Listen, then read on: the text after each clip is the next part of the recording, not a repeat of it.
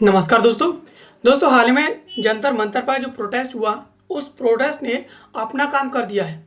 यानी देश के शिक्षा मंत्री धर्मेंद्र प्रधान का इस्तीफा ले लिया है और साथ ही साथ देश की सरकार को झुकने पर मजबूर कर दिया है। हाल ही में प्रधानमंत्री नरेंद्र मोदी के द्वारा एक रील के जरिए ये घोषणा की है कि वो देश की जो परीक्षा प्रणाली है, खासतौर पर जो नेशनल टेस्टिंग एजेंसी जिन जिन एग्ज़ाम्स को कंडक्ट कराती है, उन सभी जो प्रणाली है उसे और अधिक बेहतर करने के लिए, उसके अंदर रिफॉर्म्स लाने के लिए अब सरकार जो है प्रयासरत है। इसके साथ ही साथ अब एक और कमेटी बनाई जाएगी, स्पेशल टास्क फोर्स का गठन किया जाएगा और एक संशोधन विधेयक पेश किया जाएगा, जिसके जरिए इस पूरे के पूरे परीक्षा प्रणाली के स्ट्रक्चर को और अधिक मजबूत किया जाएगा। इसको लेकर के हाल ही में प्रधानमंत्री नरेंद्र मोदी के द्वारा एक रील के जरिए हाल ही में इसकी घोषणा की है। इसको लेकर के हाल ही में खबर चर्चा में है कि प्रधानमंत्री मोदी ने परीक्षा सुधार कार्यबल की घोषणा की है और नंदन नीलेकाणी इसका नेतृत्व करेंगे। यानी नंदन नीलेकाणी, इसमें जो समिति बनाई जाएगी उस समिति की पूरी तरीके से उसके अध्यक्षता करेंगे, उसके अध्यक्ष होंगे। चलिए इस परीक्षा रिफॉर्म के बारे में विस्तार से समझ लेते हैं कि आखिरकार प्रधानमंत्री नरेंद्र मोदी इसमें क्या करने वाले हैं। चलिए विस्तार से समझ लेते हैं। आप देख रहे हैं कंसिडर आईएएस, मेरा नाम सचिन है। चलिए समझते हैं विस्तार से। सबसे पहले खबर के प्रमुख बिंदुओं के बारे में बात करेंगे तो प्रधानमंत्री नरेंद्र मोदी ने रविवार को इंस्टाग्राम रील के जरिए हाई पावर टास्क फोर्स के गठन का ऐलान किया है। यह टास्क फोर्स देश की शिक्षा व्यवस्था में अगली पीढ़ी के सुधारों पर काम करेगी। टास्क फोर्स की अध्यक्षता इन्फोसिस के सह संस्थापक नंदन नीलेकणी करेंगे। यही वीडियो संदेश में यानी एक्स ट्विटर पर भी पोस्ट किया गया है। पीएम ने कहा है कि भविष्य के छात्रों के भविष्य के लिए सरकार लगातार कई कदम उठा रही है। यानी प्रधानमंत्री नरेंद्र मोदी अब छात्रों के भविष्य के लिए, उनके भविष्य के साथ आगे जो है कोई खिलवाड़ ना हो, इसके लिए काफ़ी स्ट्रिक्ट एक्शन ले रहे हैं। इसके लिए टास्क फोर्स का गठन भी किया है, उसकी अध्यक्षता भी इन्फोसिस के सह संस्थापक के हाथों में सौंप दी है और इसके साथ ही साथ इसमें और अधिक रिफॉर्म्स हैं वो लाए जा रहे हैं। अब इस स्पेशल टास्क फोर्स का गठन के उद्देश्य की बात करें तो परीक्षा प्रणाली को भरोसेमंद और पारदर्शी बनाना इसका एक मुख्य लक्ष्य है।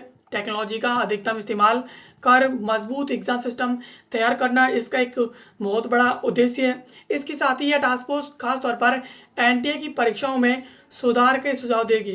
टास्क फोर्स की रिपोर्ट के आधार पर सरकार परीक्षा प्रणाली को जल्द भरोसेमंद बनाने का काम करेगी। इसके साथ ही यह कदम पेपर लीक मामलों के निपटाने के लिए एक रणनीति का हिस्सा है। यानी पेपर लीक के जो मामले आते हैं वो काफ़ी ज़्यादा चैलेंजिंग होते हैं। किसने लीक कराया, कैसे लीक हुआ, ये पकड़ना काफ़ी ज़्यादा चैलेंजिंग रहता है।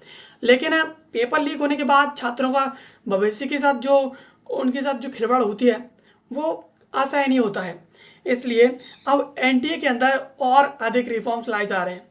हालांकि एनटीए खुद इस बात पर आगे आ रहा है कि वो हाल ही में जिस प्रकार से जो सेतु पोर्टल है, जिस पोर्टल के थ्रू यूपीएससी के कैंडिडेट जो मेंस इंटरव्यू तक जा चुके हैं और उन्हें यूपीएससी में सिलेक्शन नहीं मिला है, अब इस पोर्टल के थ्रू अब एनडीए कर क्या रहा है कि उन कैंडिडेट्स को ले रहा है जो इंटरव्यू तक जा चुके हैं, मेंस की परीक्षा उत्तीर्ण कर चुके हैं।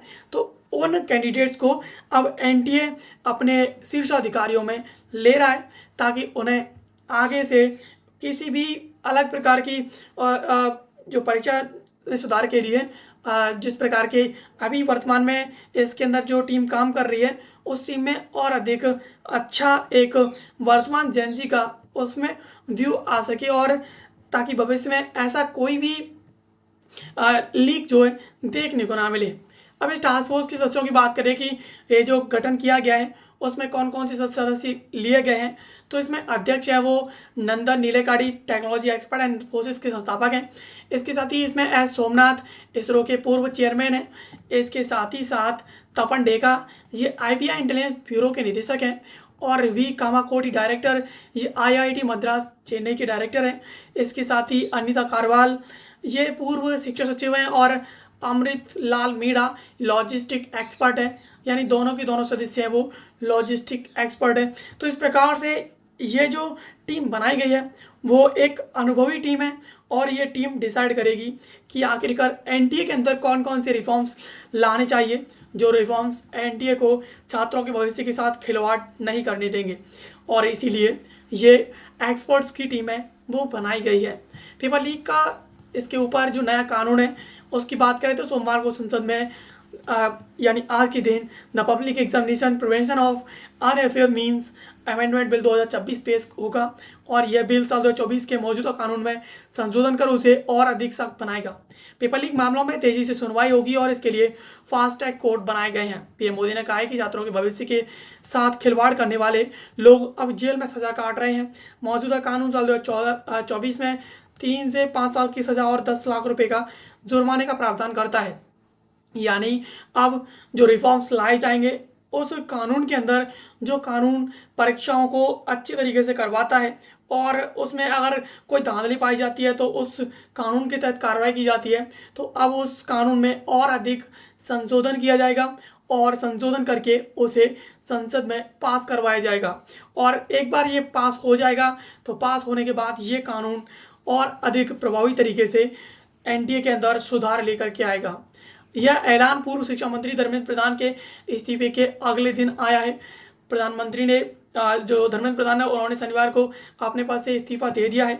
पिछले हफ्ते सरकार ने नेशनल टेस्टिंग एजेंसी का पूरा ओवरऑल किया और तीसरी बार पीएम मोदी ने सीधे पेपर लीक शिक्षा व्यवस्था पर छात्रों से बात की है। यानी प्रधानमंत्री मोदी के द्वारा एक रील के जरिए ये थर्ड टाइम पोस्टिंग है कि वो उन्होंने छात्रों के ऊपर ध्यान देते हुए अपनी रील की पोस्टिंग तीसरी बार की है और हर अपनी तीनों रील में उनके द्वारा छात्रों से जुड़ी बातें की है, छात्रों के परीक्षा सिस्टम से जुड़ी बातें की हैं और इसके साथ ही साथ उन्होंने छात्रों के भविष्य को लेकर चिंता भी जताई है। इसके साथ ही विपक्ष की प्रतिक्रिया की बात करें तो विपक्ष हमेशा सरकार को टारगेट करता रहता है और अपने चंगुल में गिरने की कोशिश करता है। सीपीएम राज्यसभा सांसद जॉन ब्रेडास ने प्रधानमंत्री मोदी के पोस्ट पर सवाल किया और उन्होंने कहा कि साल 2024 में बनी के राधाकृष्णन कमेटी की रिपोर्ट का क्या हुआ। यह committee NEET UG paper leak कांड के बाद बनाई गई थी और कमेटी ने 184 पन्नों की रिपोर्ट सौंपी थी जिसकी स्थिति आज तक साफ नहीं हुई है। यानी पेपर लीक साल 2024 में हुआ था और उस समय कमेटी बनाई गई थी राधाकृष्णन कमेटी, और इस कमेटी की रिपोर्ट का क्या हुआ जो आज तक पब्लिक नहीं हुई है, उसके बारे में आज तक किसी को पता नहीं है और उसकी स्थिति भी साफ नहीं है कि आखिरकार उस कमेटी के द्वारा क्या किया गया था। तो अब जो सरकार कमेटी बना रही है वो कमेटी आखिरकार अच्छे ढंग से काम करेगी या नहीं करेगी और छात्रों के लिए पूरी तरीके से उत्तरदायी होगी या नहीं होगी, इसके बारे में किस प्रकार से सरकार ये आश्वासन दे सकती है, सरकार भरोसा दिला सकती है कि ये कमेटी भी अब उसी तरह काम नहीं करेगी, या फिर राधाकृष्णन कमेटी के द्वारा जो किया गया था वो कमेटी इस कमेटी की तरह ये जो कमेटी है वर्तमान में ये उस कमेटी की तरह नहीं हो जाएगी। इसकी रिपोर्ट आएगी, उस रिपोर्ट का भी पता नहीं चलेगा, उस रिपोर्ट की माती जो राधाकृष्णन कमेटी के द्वारा रिपोर्ट सौंपी गई थी उस रिपोर्ट का पता नहीं चला, उसी प्रकार से हो सकता है कि इस रिपोर्ट का भी पता ना चले। तो इस प्रकार से विपक्ष के द्वारा सरकार को टारगेट किया है, जो कहीं न कहीं सरकार की एक जिम्मेदारी को दिखाता है कि सरकार किस प्रकार से पिछली रिपोर्ट्स सरकार के द्वारा शो नहीं की गई हैं और सरकार पिछली रिपोर्ट जो है ना दिखाने की वजह से सरकार इस बार दोबारा से टारगेट पर है और विपक्ष अपना काम अच्छे ढंग से कर रहा है। जिस प्रकार से सरकार को जिम्मेदार बना रहा है, सरकार को होना चाहिए कि वो छात्रों के भविष्य के साथ खिलवाड़ ना करे और जिस प्रकार से सरकार अब रिफॉर्म लेकर आ रही है वो रिफॉर्म्स इतने अच्छे होने चाहिए कि भविष्य में छात्रों को पूरी तरीके से भरोसा हो जाए कि भविष्य में कोई भी एग्ज़ाम लीक नहीं होगा और किसी भी प्रकार से किसी भी छात्र को आत्महत्या करने की ज़रूरत नहीं पड़ेगी। तो इस प्रकार से जब छात्र पूरी तरीके से सरकार से आश्वस्त हो जाएंगे तो छात्रों को आने वाले भविष्य में किसी प्रकार से जिस प्रकार से सीजेपी के द्वारा आंदोलन किया गया है उस प्रकार से कोई भी आंदोलन करने की ज़रूरत नहीं पड़ेगी और छात्र सरकार के सिस्टम पर ना तो सवाल उठाएंगे और ना ही सरकार के खिलाफ कोई आंदोलन करेंगे। आई होप ये वीडियो आपको पसंद आई होगी। ऐसे वीडियोज़ के लिए आप हमें सब्सक्राइब कर लीजिए क्योंकि आपका समर्थन हमारे लिए बहुत ही ज़्यादा महत्वपूर्ण है एंड ऐसे वीडियोज़ के लिए आप हमारे साथ बने रहिए। यहाँ तक वीडियो देखने के लिए आप सभी का बहुत बहुत धन्यवाद।